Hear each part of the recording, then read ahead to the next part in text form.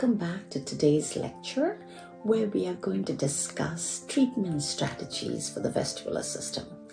So here's this patient presenting to us with dizziness and imbalance, and we're going to see how improving the function of his vestibular system is going to help him overcome these symptoms.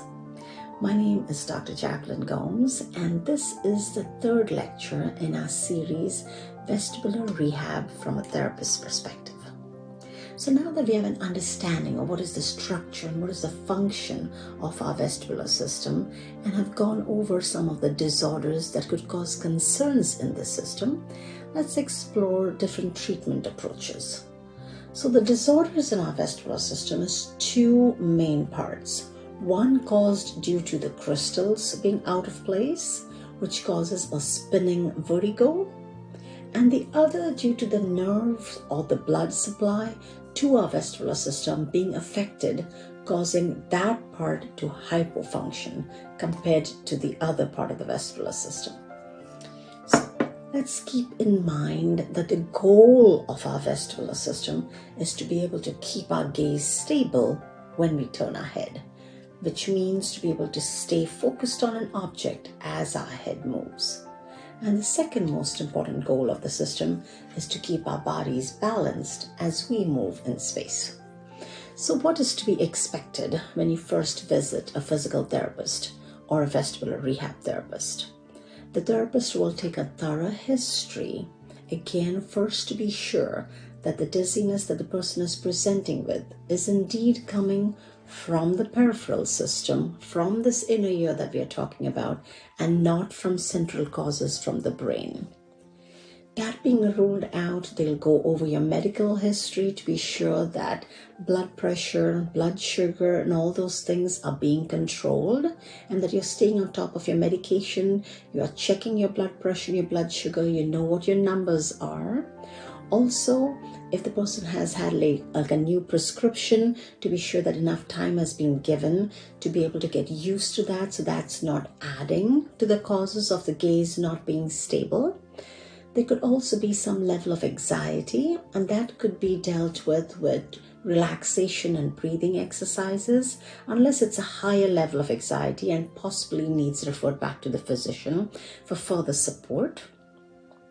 Then the physical therapist is going to find out how good is this person's vestibular system and how much the patient now resorts to using his other two systems, which is his eyes, that is his vision, and the rest of his body. So what do we mean by that? So a person, as you're functioning with the eyes open, is obviously using our eyes to help us for balance. But when the vestibular system is weak, they tend to over-depend on the eyes, such that when the physical therapist asks them to stand with their eyes open, they might be able to stay balanced. But when they're asked to shut their eyes even briefly, they start swaying in different directions because they have been dependent too much on their eyes, such that when vision is taken away, their balance system in their inner ear is not able to compensate well for that. Also, then they are tested by having them stand maybe on a piece of foam to see how much they're getting support from that third system. Again, this could be because the patient has become dependent on standing or walking, always holding on to something, which again helps them to stay balanced, but in the long run decreases the strength in the balance system. So remember, we spoke about this patient who woke up suddenly one morning and had this sense of dizziness and was acutely dizzy for a few days to a week. And during that time, they took some medications to help them get over that. But beyond that, we had said it's important for the person to start moving his head and moving around in space to enable to help the vestibular system to start working on its compensation. But sometimes the patient is so afraid of the dizziness that instead of getting back to regular posture and regular movement, they just stay over that bent over posture, holding on to things, always looking at the floor as they walk. And so they start getting more and more dependent on their eyes and on the rest of their body. Again, it's because they want to prevent a fall, but in the long run, it gets the system weaker. So the main goal again of the balance system is to be able to keep our focus.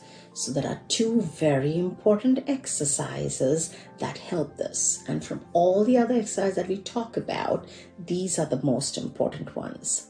So the first exercise, both of these are done in sitting, so the patient is stable.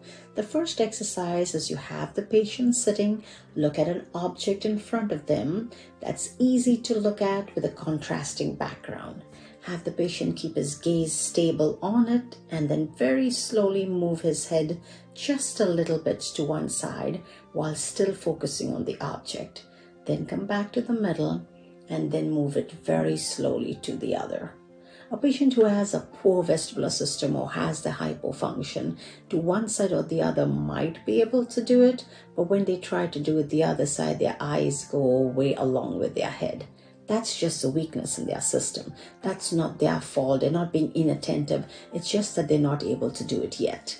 So you just encourage the patient to just go slow and to keep thinking of staying very focused on the object.